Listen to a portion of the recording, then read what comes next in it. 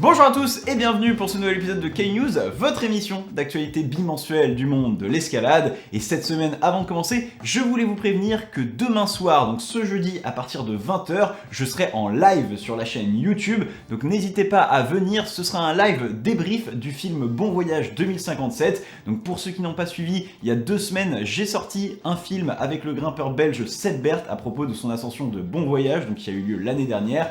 C'est un film un petit peu perché entre fiction et documentaire. Bref, si vous ne l'avez pas encore vu, le lien est en description de la vidéo, n'hésitez pas à aller le voir. Et donc demain, ce qui m'intéresse, ce serait d'avoir vos retours sur ce film pour évidemment m'améliorer. Donc l'idée, c'est qu'on le re-regarde ensemble et qu'on mette pause pour que voilà, vous me donniez tous vos retours. Donc voilà, n'oubliez pas l'heure, demain soir, ce jeudi, à partir de 20h. Nous, on part maintenant avec les news de ces 2 dernières semaines et je peux vous dire qu'il y en a entre un nouveau neuf à bloc, un accident qui a beaucoup fait parler sur les réseaux sociaux, nos Français toujours on fire en escalade de glace, mais surtout une nouvelle voie potentiellement 9C+. Je ne vous en dis pas plus, on est parti. News numéro 1, vous l'avez peut-être déjà vu passer dans vos recommandations YouTube. Il y a 2 semaines, le grimpeur italien Stefano Ghisolfi a sorti une vidéo avec une miniature accrocheuse.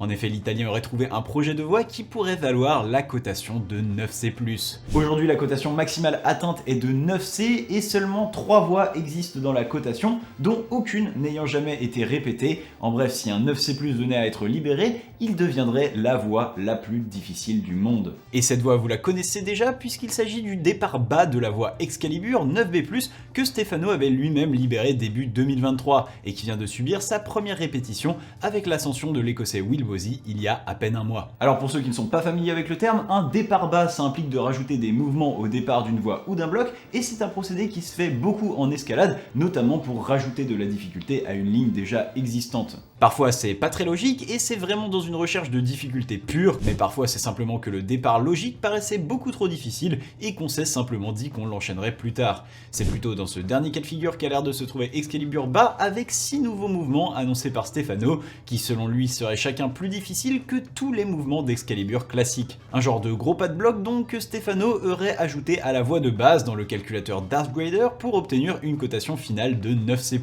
D'ailleurs pour ceux qui ne connaissent pas Darthgrader, eh bien c'est un outil de plus en plus populaire qui permet de calculer la cotation théorique d'une voie en estimant la difficulté de chaque section et la qualité de ses repos. Alors bien sûr, c'est un outil qui reste sujet à débat et dans la pratique, le ressenti est souvent différent, mais de plus en plus de grimpeurs professionnels l'utilisent et il faut avouer que ça a l'air assez précis.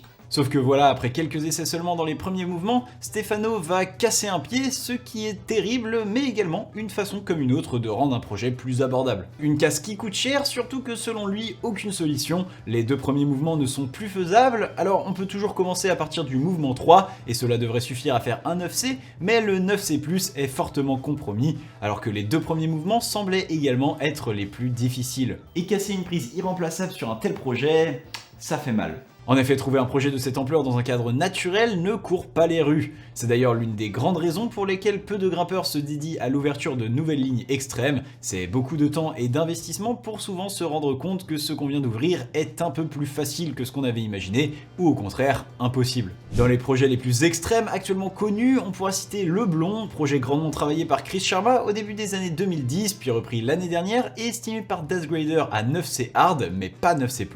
Le méga projet de plus d'une centaine de mètres d'escalade de Sebouin à Flatanger semble lui aussi être un bon concurrent, même si la cotation de 9C+, n'a jamais été évoquée. On pourra également citer la ligne El Toro Salvaje à Margalef, une ligne équipée par Chris Sharma et mise en avant par Adam Ondra il y a 4 ans via une vidéo dans laquelle il l'a qualifiée de potentiel 9C. Alors personnellement j'ai rentré dans Darthgrader la description du check et j'obtiens un résultat entre 9C et 9C+, dépendant des repos et de la cotation des sections, parfois pas très précise du check.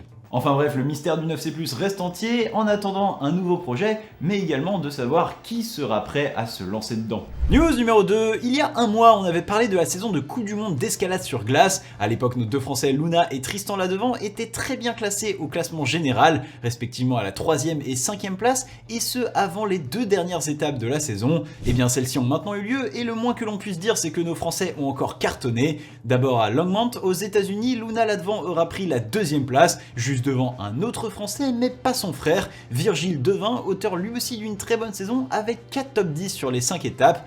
Enfin, Tristan n'était pas bien loin puisqu'il terminera à la 4ème place, offrant un sacré tir groupé à la France. Enfin, tout se jouait une semaine plus tard à Edmonton au Canada et ça s'est moins bien passé. Enfin, quand je dis moins bien, ça veut surtout dire pas de podium pour les Français, Tristan terminant tout de même à la 5ème place de l'étape, juste devant Luna 6ème, mais cela voulant dire qu'ils ne pourront rattraper les premiers du classement général. Un classement dans lequel Luna arrachera tout de même un très beau podium à la 3ème place, juste devant Tristan 4ème, une année où les deux frères se seront suivis quasiment de bout en bout, et ça c'est beau. D'ailleurs, petite anecdote, si vous allez dans le profil UIAA des deux athlètes, dans la section sportif préférée, vous pourrez pour chacun y retrouver l'inscription « Mon frère » et ça c'est trop mignon. Et en bonus, si vous allez voir dans leur section film préféré, vous y trouverez OSS 117 et les bronzés font du ski, ce qui équivaut pour moi à un test ADN positif. On est sûr, c'est la même famille. D'ailleurs, pour revenir au classement général, celui-ci sera remporté au bout du suspense par le Suisse Benjamin Bossard. Pour cela, il aura remporté son duel de longue haleine face au Coréen Lee Young-jeon. 2 victoires chacun sur les 5 étapes du circuit, mais quelques meilleurs placements du Suisse auront fait la différence, et notamment une 2ème place lors de la dernière étape, alors félicitations à lui. News numéro 3, et un de plus qui font 12. Cette semaine, l'Autrichien Nikolai Uznik vient de proposer le 12e 9 à bloc au monde avec Moon Doom, comprenez Montagne du Destin, soit une comparaison plus que probable avec la célèbre montagne du Seigneur des Anneaux, un bloc situé dans son pays, à Maltaltal en Autriche, que Nikolai aura travaillé pendant plus de 3 ans. Nikolai d'ailleurs, vous le connaissez sûrement, souvent en vue en compétition avec notamment un titre de champion d'Europe de bloc à Munich en 2022. L'Autrichien était surtout très en forme sur le caillou dernièrement avec plusieurs croix de choix dont un flash de American Gangster 8B+, mais aussi plusieurs 8C+, comme Emotional Landscapes ou Forgotten Gems. C'est donc logiquement qu'il aura concrétisé cette bonne forme en enchaînant ce premier 9A qu'il essayait depuis 2021. Pendant des années, Nikolai aura pensé le bloc impossible, ne réussissant tous les mouvements qu'à l'automne dernier. Enfin, après quelques sessions de plus, il tombait plusieurs fois durant la toute dernière séquence en janvier. Il y a 2 semaines d'ailleurs, l'Autrichien postait sur son compte Instagram un texte expliquant qu'il s'était malheureusement tordu la cheville après une mauvaise chute sur le projet et devait donc faire une pause, ce à quoi je répondrais, vu cette photo du bloc et la réception inexistante, je comprends. Enfin, une pause de courte durée puisque Nikolai aura finalement enchaîné le bloc cette semaine, intégrant un cercle du 9e degré bloc de plus en plus grand avec 14 grimpeurs déjà. Plus encore, c'est la 4ème ascension d'un problème de cette difficulté cette année en seulement 2 mois, alors qu'il n'y en avait eu que 9 sur toute l'année 2024. Bonne nouvelle, on risque de voir de plus en plus de nouvelles têtes au plus haut niveau. Mauvaise nouvelle, je ne suis toujours pas dedans. News numéro 4, une actualité pas très heureuse maintenant. Vous avez peut-être vu passer cette vidéo qui a fait couler beaucoup d'encre sur les réseaux sociaux cette semaine. La grimpeuse de l'équipe nationale saoudienne Sarah Al-Kanaibet a été victime d'un accident lors d'un stage de sa sélection en France. La grimpeuse a chuté de la toute dernière dégaine jusqu'au sol, se fracturant la colonne vertébrale et se brisant les 2 pieds. Bon, les accidents en escalade, ça arrive, c'est peu fréquent heureusement, mais quand même assez régulier, et si celui-ci fait autant parler, eh bien c'est d'abord à cause de sa gravité, mais surtout à cause de la posture de l'assureur. Distrait, en pleine discussion durant la 2e moitié du run de l'athlète et avec une tenue de son gris-gris qui laisse dubitatif, bref, je ne vais pas revenir là-dessus trop longtemps, pas grand chose à garder et tout a déjà été dit et analysé sur un ton très juste par la super chaîne d'escalade anglophone Hard Is Easy, je vous mets le lien en description. Moi, ce que je voulais vous rappeler aujourd'hui, c'est d'être toujours extrêmement attentif quand vous assurez quelqu'un. Alors, un regard à droite, à gauche, ça arrive, on va pas être hypocrite, mais on se refocalise tout de suite et surtout, et là encore, je vous renvoie vers la chaîne de Hard Is Easy, on ne lâche jamais la corde de vie. Il a fait des super vidéos sur le sujet, même quand on utilise un gris-gris, ce sont des appareils à freinage assisté et non pas des autobloquants infaillibles. Enfin, petit mot que je n'ai entendu nulle part, sûrement parce que ça peut être assez mal vu de dire ça vu la situation, mais lors de l'accident, la grimpeuse ne chute pas, elle saute d'elle-même pour s'habituer à la chute en début de séance. Alors entendez-nous bien, je ne veux absolument pas de malentendu, c'est parfaitement logique de sa part de faire ça, et surtout c'est à 100% la responsabilité de l'assureur de la rattraper, mais quand même, si vous faites ça, n'hésitez pas à le dire à votre assureur avant de partir, responsabilité ou pas, il sera plus attentif et ça peut vous sauver la vie. Enfin, heureusement, la vie de la grimpeuse n'était pas en danger, sa carrière par contre en a pris un coup.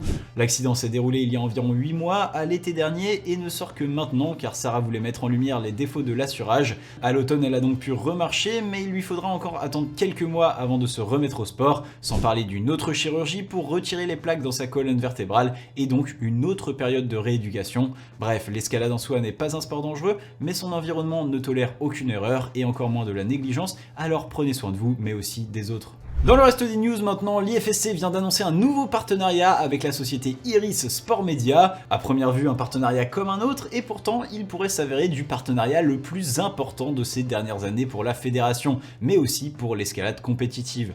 En effet, Iris, c'est une société spécialisée dans le développement commercial d'un sport. Le but, rendre la discipline plus attractive, maximiser ses revenus et mettre le marché de l'escalade sur la carte du monde. Il y a donc fort à parier que des changements majeurs feront leur apparition durant les 2 prochains cycles olympiques du partenariat entre les deux entités.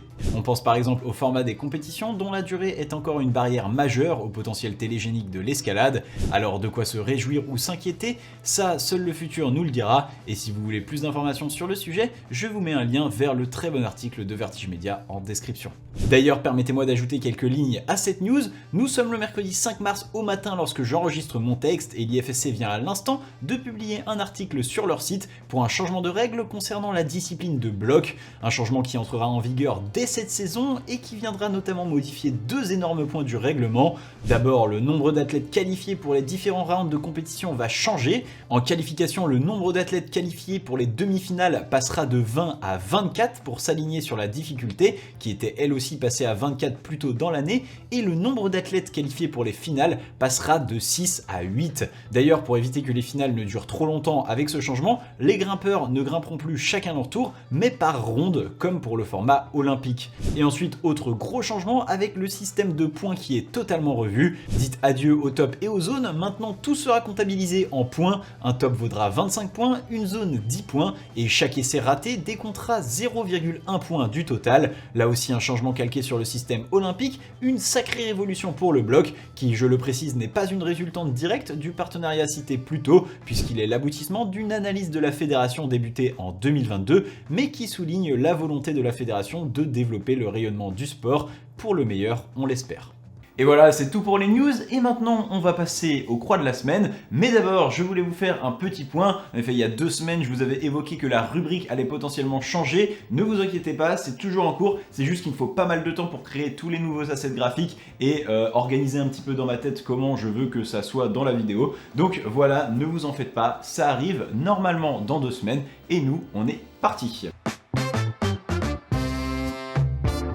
Et on commence cette semaine en Espagne sur le site d'Oliana pour l'Autrichienne Eva Hamel-Möller qui cartonne avec des enchaînements à l'appel comme celui de Josita 9A mais aussi Blanquita 8C+, la Morenita 8C+, Joblo 8C+, ou encore une ascension à vue de Humildes Pacasa 8B+, et je vous épargne le reste. Autant vous dire qu'il ne doit plus rester grand chose pour elle après son passage en Espagne, des enchaînements qu'elle explique par un voyage parfait dans sa grimpe mais aussi dans l'ambiance de son groupe, rencontrant de superbes personnes. Quant à son nombre de croix impressionnant, avec des fenêtres météo plutôt courte à cette période, la grimpeuse pouvait alterner entre repos et grimpe, un voyage d'autant plus impressionnant qu'elle aura coché en 3 semaines 2 9A sur ses 3 croix dans la cotation. Et si pour elle c'est maintenant la fin de ce voyage de 3 semaines et demie qui l'aura vu parcourir la France et l'Espagne, c'est aussi le retour à l'entraînement et aux compétitions dans lesquelles on lui souhaite au moins autant de réussite. Et on continue avec l'allemande Martina Demmel et une succession d'enchaînements à peine moins impressionnante que notre protagoniste précédente, avec cette fois-ci 4-8C+, du site de Santa Linea, Digital System Extension, Blomuel 3, La Fabella et Open Your Mind. Et bien si vous avez des envies d'enchaîner, autant vous dire que l'Espagne est une destination à considérer à la fin de l'hiver. Comme Eva, Martina y aura effectué une petite razzia qu'elle explique de son côté par 3 mois et demi d'entraînement intensif en salle alors qu'elle était en école de police durant l'automne et l'hiver.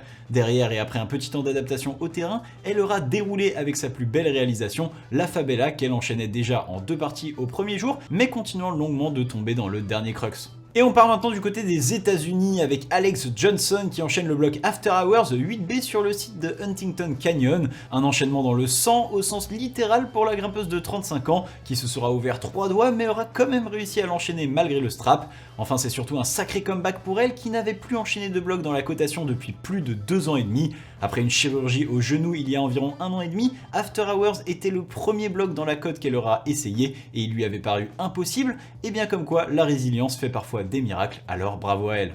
Et on continue aux États-Unis toujours avec l'enchaînement de Death of Villains 9A par Tyler Thompson. Le grimpeur américain sera venu au bout de cette méga ligne d'endurance au bout de 20 jours de travail répartis sur 2 mois de voyage entre Salt Lake City et Saint-Georges. Une ligne qui lie la première moitié de Life of Villains et le crux final d'Activator, 2 9A très sérieux de la grotte. Et si vous voulez la découvrir plus en détail, ça tombe bien puisqu'elle sera la star d'un des films du Reel Rock Festival de cette année. Et toujours les États-Unis avec un beau double enchaînement cette fois-ci de l'américaine Brooke Raboutou, qui en plus d'avoir enchaîné le mythique Spectre 8B, aura également coché The Direct North 8B+, sur le site de Bishop aux États-Unis, un 8B et un 8B+, donc, et peut-être même 2 8B+, puisque si Spectre est aujourd'hui estimé à 8B, les grimpeurs avec une morphologie similaire à celle de Brooke, soit une taille d'environ 1m57, auront souvent opté pour la cotation supérieure. Enfin, peu importe, puisque l'américaine n'a pas vraiment grand chose à prouver, avec maintenant plus de 20 blocs entre le 8B et le 8C pour l'un des palmarès les plus importants de la discipline.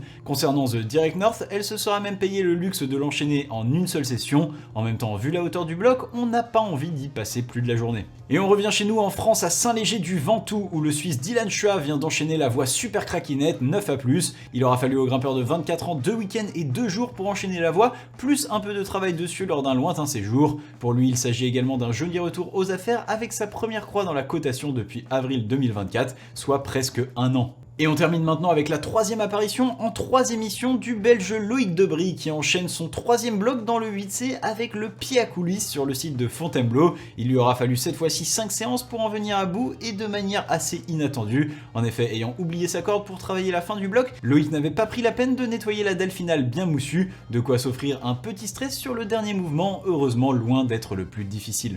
Et voilà, c'est tout pour cet épisode. Comme d'habitude, moi j'espère qu'il vous a plu. Si c'est le cas, vous connaissez Arangain, n'hésitez pas à laisser un j'aime sur la vidéo, vous abonner à la chaîne, pourquoi pas venir nous soutenir financièrement sur Tipeee, le lien est en description. Et sur ce, moi je vous dis à dans 2 semaines, ou plutôt à demain pour ceux qui seront sur le live.